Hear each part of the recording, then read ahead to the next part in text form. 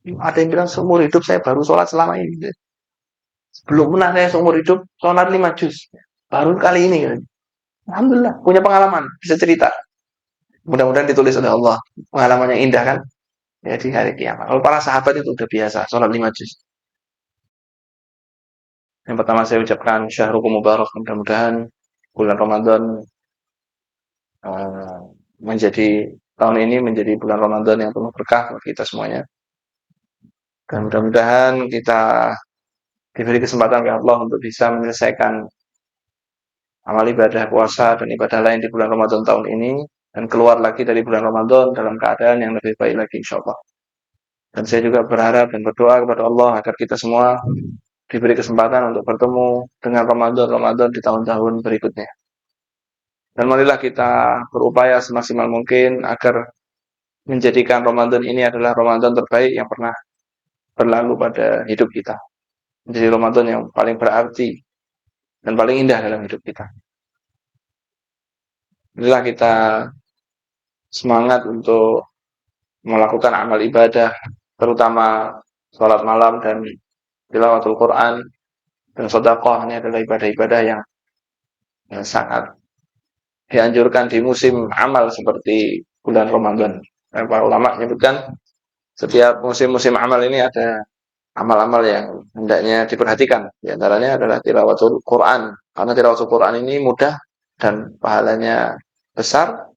Dan terutama di bulan Ramadan, para ulama biasa mengosongkan dirinya, tidak mengikuti jadwal pengajian, tidak ada pelajaran, semua fokus untuk tilawatul Quran.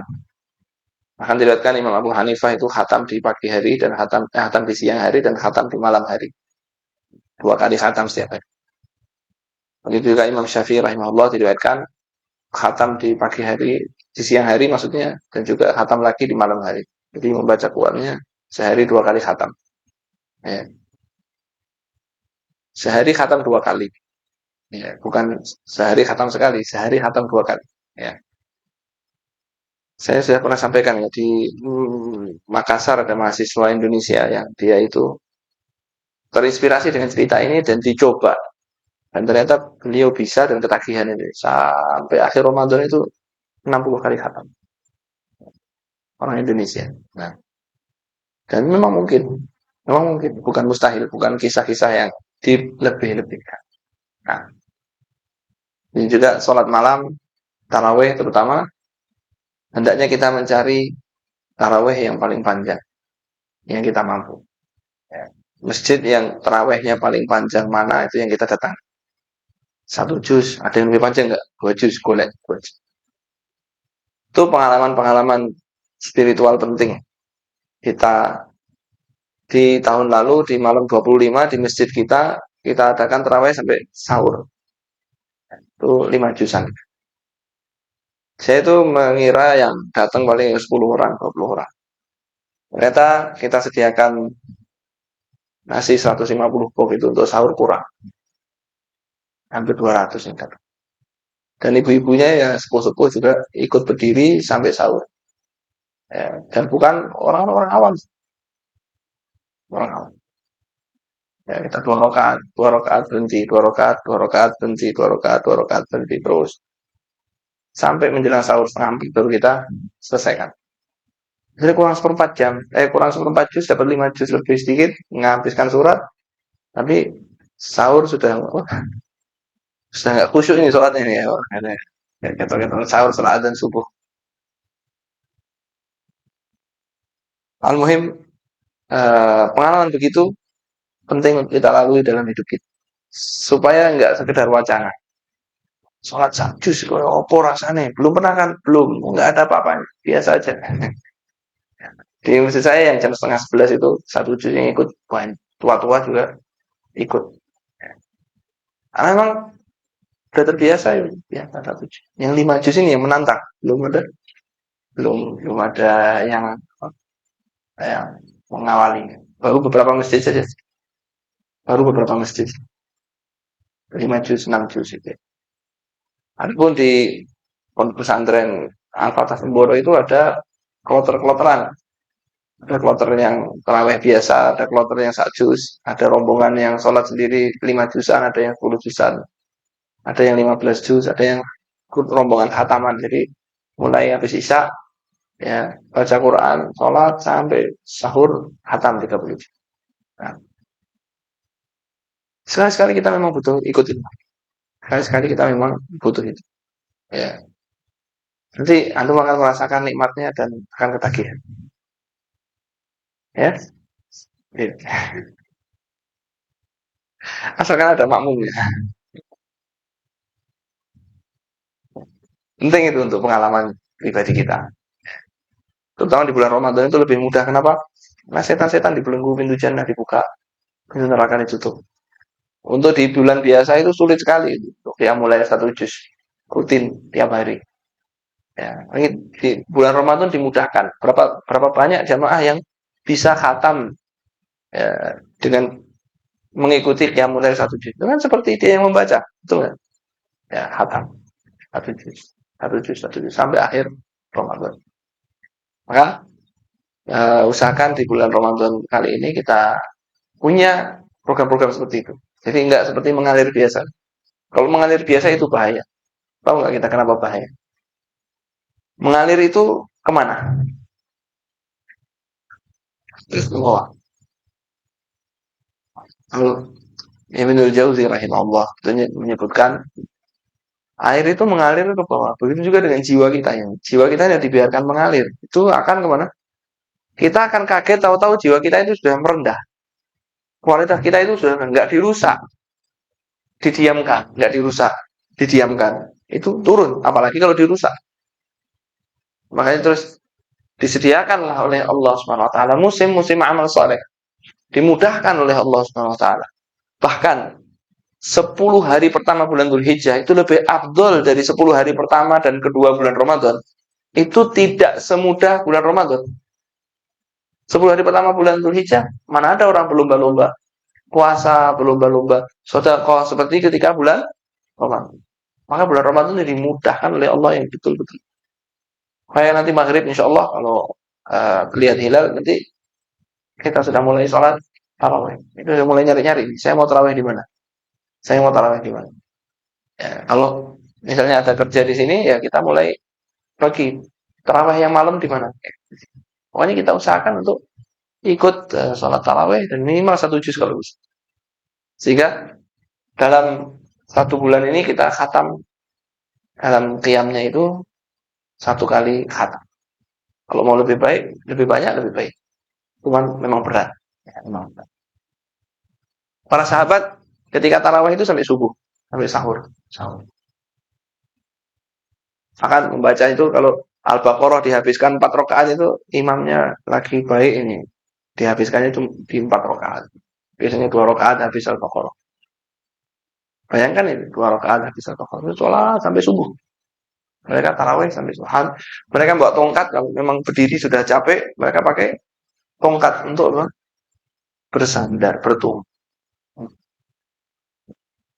Memang himmahnya memang tinggi, semangatnya memang tinggi. Hanya kita yang butuhkan itu adalah satu hal yang kita butuhkan. Ya, petunjuk dari Allah tentunya yang pertama, yang kedua adalah apa? Dorongan dari dalam diri kita untuk melakukan harus. Kalau nggak ada dorongan dari dalam diri kita, itu sulit sekali. Ya, sulit sekali. Tapi kalau kita sudah ada dorongan dan ada tempat yang pas dan suasana yang pas, insya Allah kita ketagihan. Kita ketagihan. Dan nggak mau ketinggalan. Nah, itu beberapa testimoni dari jamaah-jamaah yang sudah beberapa tahun ikut Qiyamul Lail. Sambil diprotes sama sebagian takmir. Wah, pulang nggak itikaf di tempat saya. Pergi ke tempatnya yang sesuai semuanya. Yo, bukan salah saya, enggak antum. Saya kenapa nggak mau itikaf di sana? Saya bilang begitu. Dia bilang nggak ada Qiyamul Lail. Saya mending itikaf di sini, sahur pulang daripada itikaf di sana, sahur di sana, tapi ibadahnya nggak bisa maksimal. Karena emang 5 juz itu ada yang bilang seumur hidup saya baru sholat selama ini. Belum pernah saya seumur hidup sholat 5 juz. Baru kali ini. Alhamdulillah, punya pengalaman, bisa cerita. Mudah-mudahan ditulis oleh Allah. Pengalaman yang indah kan? Ya di hari kiamat. Kalau para sahabat itu udah biasa, sholat 5 juz. Ya. 5 juz itu kelas biasa. Utsman bin Affan radhiyallahu anhu menghatamkan Al-Quran dalam satu rakaat. Dia nggak bisa berhenti baca Quran. Bisa berhenti. Apa orang rampung? Lanjut Ali Imran. Ali Imran rampung. An-Nisa. Oh, Al-Maidah. Al-A'raf. Al-An'am. Al-A'raf. Al-Anfal. Minal jinnati wan nas entek, Pak. Ya udah ruku. Ya, beliau mengatakan, lau taharat qulubuna. Kalau hati kita itu bersih, lama syabi'at min tilawatil Quran. Enggak akan pernah kenyang dari membaca Al-Quran. Dia itu ungkapannya itu sangat detail. Tidak mengatakan menolak membaca Al-Quran atau ketagihan membaca Al-Quran, tapi dengan ungkapan kenyang, kenyang membaca Al-Quran. Masing-masing kita ini kayak makan, ada yang makannya kuat porsi banyak, ada yang kuatnya porsi dikit. Begitu juga tilawatul Quran. Ada yang baca setengah juz wis wareg. Ada yang baca satu juz baru kenyang. Ada yang baca itu nggak kenyang-kenyang. Mau berhenti mana-mana. Aduh, sidik ini. Mau berhenti. Aduh, aduh. Tahu-tahu sudah hafal. Tapi ini beliau lakukan dalam keadaan berdiri. Salat. Subhanallah. Maka disebutkan dalam Al-Quran, amman huwa qanitun ana al-laili sajidan wa qa'iman yahdharul akhirah wa yarju rahmatar rabbih. Berdiri semalam suntuk, ya, membaca Al-Quran. Ibnu Umar mengatakan dialah Utsman bin Affan yang membaca Al-Quran dalam satu rakaat, jadi menghatamkan. Kemudian selain tilawatul Quran juga kita memperhatikan qiyamul lail, juga memperhatikan sedekah. Sedekah ini hal yang mudah, yang tidak seperti yang dibayangkan oleh banyak orang. Di antara sedekah penting di bulan Ramadan adalah taftirus shaimin, memberi makan buka orang muslim, orang puasa. Kita lihat beberapa orang berlomba-lomba memberikan buka. Ini memang fadilahnya sangat dahsyat. Dengan kita memberikan buka seseorang, Nabi SAW mengatakan, barang siapa memberikan buka kepada seseorang, dia mendapatkan pahala puasanya dan tidak mengurangi pahalanya dia sedikit pun. Artinya pahala orang yang kita kasih buka itu nggak berkurang. Dia dapat pahalanya sempurna, kita dapat pahala puasa kita yang sempurna apa enggak kita nggak tahu puasanya kita. Ya puasa kadang masih ngerasani, masih ngelihat yang haram, masih mendengar yang haram. Ya kan kita ini sudah sulit berlepas dari yang haram, betul nggak? Kita masuk grup ada orang share berita politik, tapi yang bawa berita nggak pakai jilbab, ya. Tapi yang beritanya ada musiknya misalnya. Itu kan mengurangi nilai puasa kita. Maka puasa kita nggak sempurna nilainya di sisi Allah. Kemudian supaya kita dapat pahala puasa sempurna gimana? Memberi makan orang orang buka puasa. Sehingga kita dapat pahala kita yang nggak sempurna plus dapat pahala yang sempurna.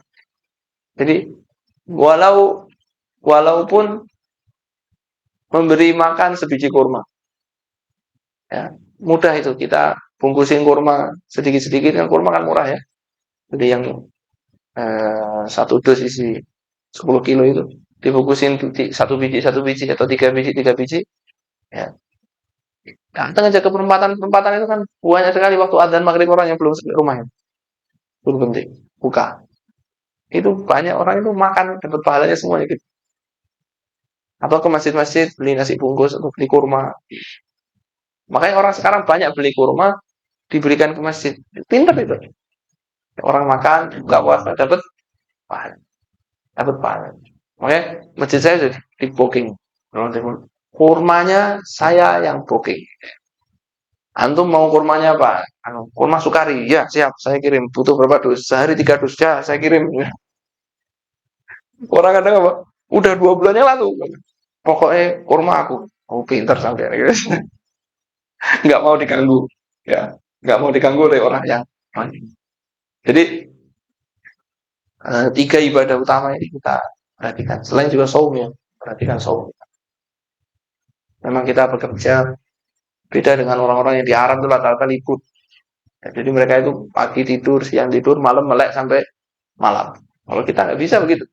Kita melek sampai malam, paginya melek sampai pagi, paginya mau kerja nggak bisa.